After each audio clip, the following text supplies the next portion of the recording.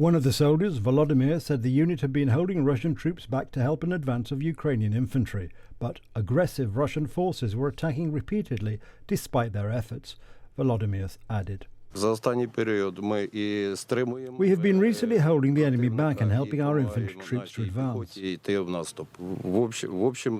enemy is aggressive, it advances, we hold it back, but it keeps attacking. His brigade's howitzer was of a similar type to one supplied by Estonia in a January package that also included thousands of rounds of artillery, support vehicles for artillery units, and hundreds of anti-tank grenade launchers with ammunition. After keeping its troops on the defensive for 6 months, Ukraine is preparing to launch major assaults to reclaim territory using newly acquired weapons from the west.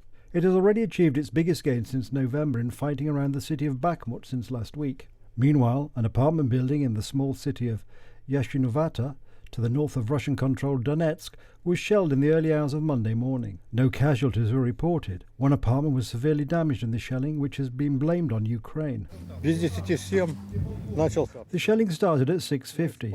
We were all asleep. It's very difficult, of course, to see and hear all of this, but we survived. That's the main thing. Everybody in our block is alive. Cars are wrecked, the windows are shattered, but people are alive. That's the main thing.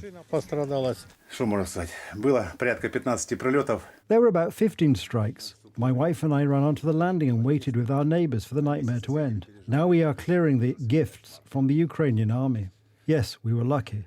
The sappers will arrive soon. They will remove it because it's kind of dangerous. So now we wait, just clearing up the rubble. Local residents showed Reuters reporters the damage, including an unexploded shell that was left lying on the floor.